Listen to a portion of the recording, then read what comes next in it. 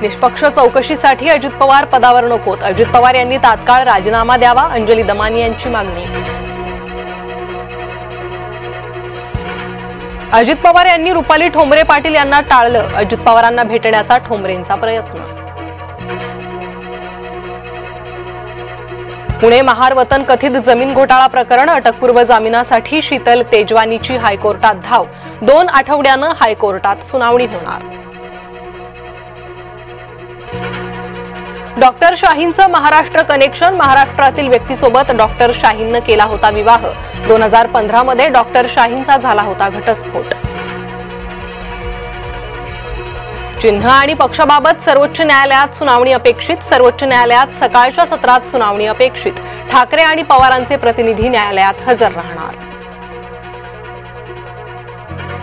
भाजप खासदार निशिकांत दुबेंच्या अडचणी वाढणार, राज ठाकरेंच्या विरोधातील वक्तव्य भोवण्याची शक्यता।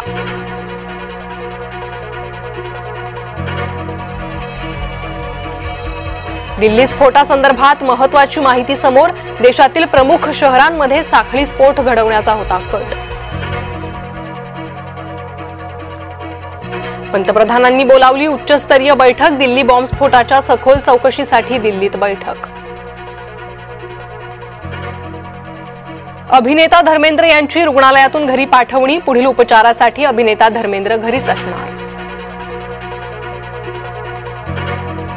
अभिनेता गोविंदा रुग्णालयात दाखल, बेशुद्ध झाल्यानं रुग्णालयात भरती, जुहूच्या क्रिटिकेअर रुग्णालयात उपचार सुरू।